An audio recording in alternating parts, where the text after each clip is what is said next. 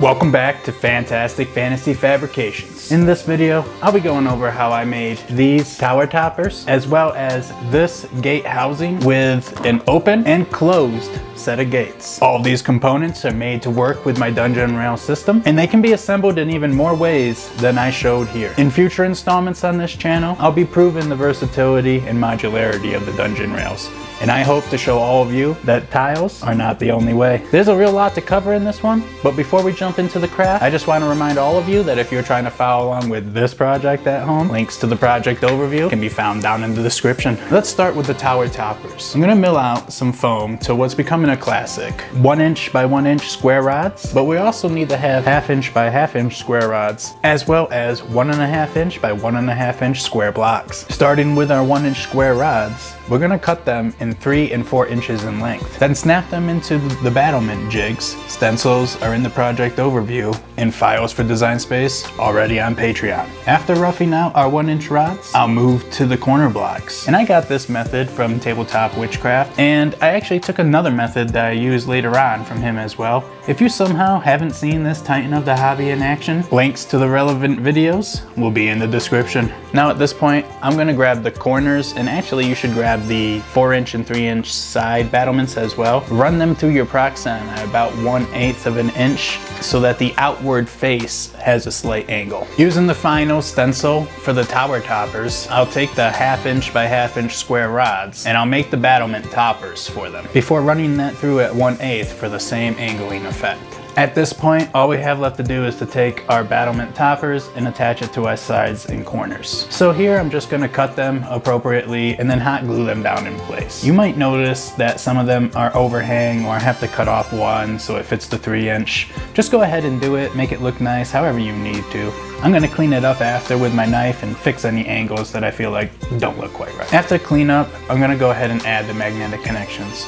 And if you've been watching this channel, then you already know that for that work, I prefer the T25 staples. Simply press them into place and then seal them in with hot glue. I'm gonna use 1 on each side for the corners, and I'm gonna place 3 on the interior for the sides. On the sides, I also went ahead and added pure nickel strips, a method that I stole from the RP archive, another Titan of the craft. Links down below. Now that might seem like a lot of connections for one particular piece, but when it comes to the side battlements, you really want them to hold secure and not shift around. Lastly, I add the connections to my downward accents.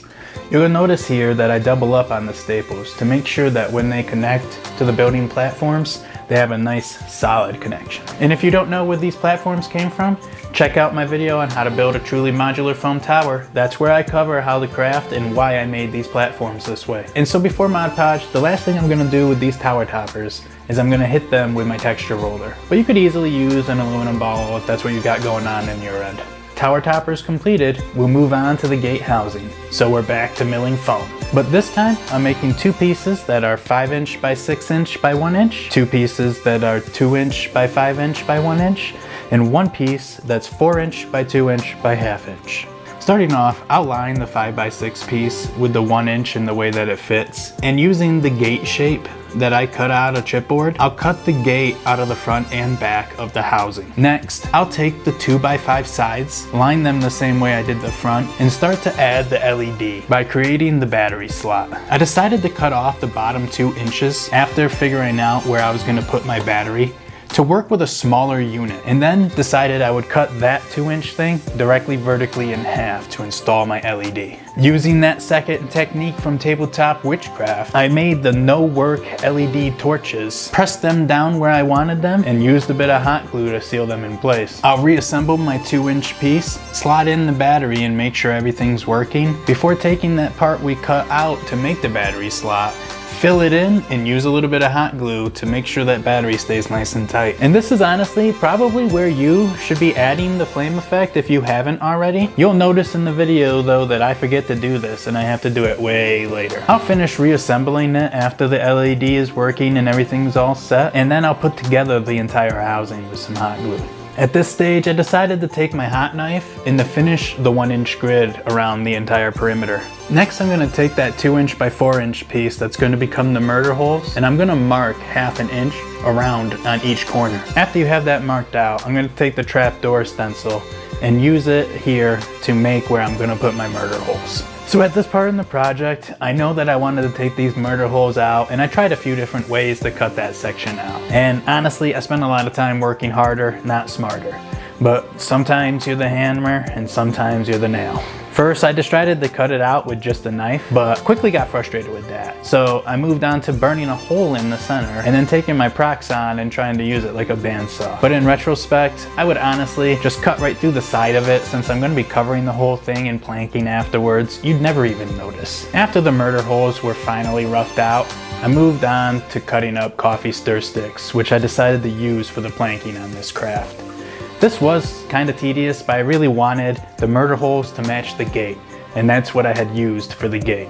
For coffee stir sticks, I ended up cutting out 8 of them at 4 inches, 16 of them at ½ an inch, 16 of them at 1 inch, and 8 of them at 1 1/4 inches. And after that's complete, I simply use tacky glue and place them all down before weighing it down. Next, I'll finish assembling it by gluing the murder holes into place, and then I'll move on to texturing. I'm going to start texturing the way I always do, by taking my ballpoint pen and drawing in my simple stone pattern. After that, I'm going to go over it one last time with the hot knife. This step can take a little bit of time, but man, I just love the way it looks. Okay, now it's time to add the magnetic connections for the door. And for this, I wanted to use some of my dungeon rails. I made a few 3-inch dungeon rails, and I thought that they'd work perfect for these connections. Taking my 3-inch rail, I put it down and traced around it with my ballpoint pen before taking the hot knife and using a clay sculpting tool, really thoroughly digging out the pocket. You want to make sure that it seats in there and that the edge of it is flush, but you also don't want to go so deep that you're coming out the back end here. And after this step, I was honestly a little worried that it was going to break and not stand up to gameplay, so I decided to strengthen it with a couple more coffee stir sticks that I sharpened into pikes. A little bit more glue and a spaso later. And here you're gonna see this is where I ended up noticing that my torches weren't complete, and I decided to do that. And then this guy is ready for Mod Podge. Next, we're gonna move to the construction of the gates themselves. And the shapes that you see here are provided in the project overview, but if you're a crafter with a Cricut, for just $2 a month, you'll have access to all my plans on Design Space, which will be including a few different t-shirts that you've seen me wearing, and access to the Discord, where I'll be able to provide tips and tricks on your crafting needs. I also wanted to take this time to thank those of you who are already patrons, and a special thanks to Michael, who pledges at the shop foreman level. Thank you. Now, let's get back to the craft. First, taking the chipboard cutouts, I'll apply tacky glue and cover both sides in more coffee stir sticks. And if you want another little tip, I highly suggest cutting one end of the stir sticks flush, then lining it on the bottom like you see me doing here, and then waiting for it to dry before you cut with just a basic knife. It's actually going to be easiest that way. Or, I mean, you could do it the hard way like I chose to, but hammer and nails, hammer and nails. After that, I took these perler beads and I'm gonna make my hinges out of this and paper clips. The paper clips really solve 2 issues for me here. 1, they give me something to put these perler beads onto and super glue them to. And 2, they're going to attach it to the magnetic rails. So I'm going to quickly clean up these hinges with these miniature clips here. I got these in like a duo set at the Home Depot. They were very cheap. Before finally super gluing those hinges down into place. Next, I'll glue down the banding,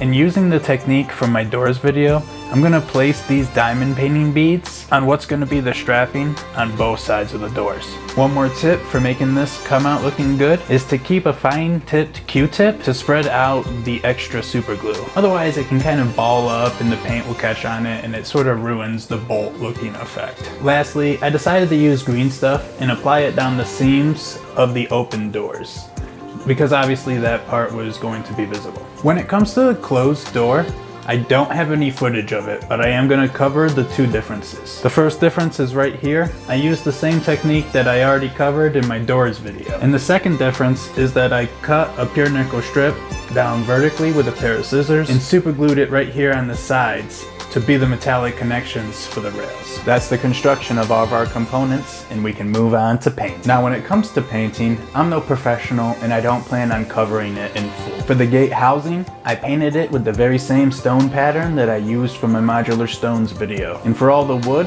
I painted it in the same wood tones that I showed on the wooden doors video. And if you have questions but don't want to go watch those videos, then as always, in the project overview, I will list all the paint used in the order in which it was applied. So that's going to be everything for this one.